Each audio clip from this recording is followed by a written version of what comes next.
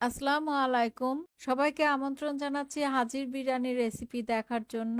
এই বিরিয়ানিটা অনেক কম মসলায় তৈরি করা হয় আর এই মসলাগুলো আমাদের সবার বাড়িতেই থাকে। তো চলুন দেখে নিন এর পুরো প্রস্তুত প্রণালী। চুলায় একটা হাঁড়ি গরম করে নিয়েছি। এর মধ্যে দিয়ে দিচ্ছি ১ কাপ সয়াবিন তেল। হাজির বিরিয়ানি সাধারণত সরিষার তেল দিয়ে করা হয়। আপনাদের কাছে যদি সরিষার তেল থাকে তাহলে ১ কাপ দিয়ে নিবেন। তেলটা একটু গরম হয়ে আসলে এর মধ্যে দিয়ে দিচ্ছি ১ কাপ পেঁয়াজ কুচি, দিচ্ছি ২ টো তেজপাতা, ৩ টুকরো দারুচিনি, কালো এলাচ ১ টা আর সাদা এলাচ ২ টো, লবঙ্গ ৪ টি, জয়ফল 1/4 চা চামচের মতো, জয়ত্রী 1/4 চা চামচের মতো আর গোলমরিচ ৫-৬ টি। এগুলো আমি হামালদিস্তায় আধা ভাঙা করে নিয়েছি। এখন নেড়েচেড়ে পেঁয়াজটা গোল্ডেন ব্রাউন করে ভেজে নিচ্ছি। পেঁয়াজটা গোল্ডেন ব্রাউন হয়ে আসলে এর মধ্যে দিয়ে দিচ্ছি ২ টেবিল চামচ আদা বাটা, ২ টেবিল চামচ রসুন বাটা, ২ টেবিল চামচ বাদাম বাটা, ১ টেবিল চামচ মরিচ গুঁড়া, হাফ চা চামচ জিরা গুঁড়া আর দিয়ে দিয়েছি ১ টেবিল চামচ লবণ। আমি এখানে ১ টেবিল চামচ লবণ দিয়েছি, আপনারা আপনাদের স্বাদ অনুযায়ী দিয়ে নিবেন। একটু নেড়ে চেড়ে হাফ কাপ পানি দিয়ে খুব ভালোভাবে কষিয়ে নিচ্ছি। ৭-৮টার মতো কাঁচামরিচ মাঝখান থেকে ভেঙে নিয়েছি। এই মরিচগুলো মাংস সিদ্ধ হওয়ার পর কষানোর সময় গলে যাবে। এখন দিয়ে দিচ্ছি ১ কেজি গরুর মাংস। মাংসগুলো আমি রেগুলার কাট করে কেটে নিয়েছি। মসলার সাথে মাংসগুলো খুব ভালোভাবে মিশিয়ে নিচ্ছি। ভালোভাবে মিশিয়ে নেওয়া হয়ে গেলে মাংসগুলো সিদ্ধর জন্য এর মধ্যে দিয়ে দিচ্ছি ২ কাপ পানি। কেওড়া ওয়াটার দিয়ে দিচ্ছি হাফ চা চামচ। ঢেকে দিচ্ছি আর চুলার আঁচটা হাইয়ে রেখে প্রথমে মাংসগুলো খুব ভালোভাবে বলক তুলে নিব। মাংসে যখন খুব ভালোভাবে বলক এসেছে তখন একটু নেড়ে চেড়ে আবারও ঢেকে দিচ্ছি। এখন চুলার আঁচটা মিডিয়ামে রেখে অপেক্ষা করব মাংসগুলো সিদ্ধ হওয়া পর্যন্ত।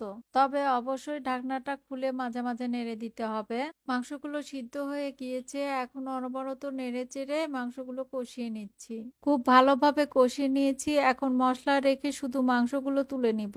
মাংস তুলে নেওয়ার পর ওই হাঁড়িতেই দিয়ে দিচ্ছি ৫ কাপ পোলাওয়ের চাল। চালগুলো ধুয়ে ১০-১৫ মিনিটের মতো পানিতে ভিজিয়ে রেখেছিলাম, তারপর পানিটা ঝরিয়ে নিয়েছি। একটু নেড়ে নিয়ে এর মধ্যে দিয়ে দিচ্ছি তেজপাতা ২টি, দারুচিনি ২ টুকরো, এলাচ ২টি, লবঙ্গ ৪টি। একটু নেড়ে চেড়ে তারপর লবণ দিয়ে দিচ্ছি। আমি এখানে ১ টেবিল চামচ লবণ নিয়েছি, পুরোটা দিলাম না, সামান্য রেখে দিলাম, পরে লাগলে দিব। এখন চালগুলো খুব ভালোভাবে ভেজে নিচ্ছি। কিছুক্ষণ চালগুলো ভেজে নেওয়ার পর পানি দিয়ে দিচ্ছি ৯ কাপ। আমি চাল নিয়েছি ৫ কাপ আর পানি দিয়ে দিলাম ৯ কাপ। চালের ডাবল পানি দিলে ১০ কাপ দিতে হতো, আমি একটু কম দিয়েছি।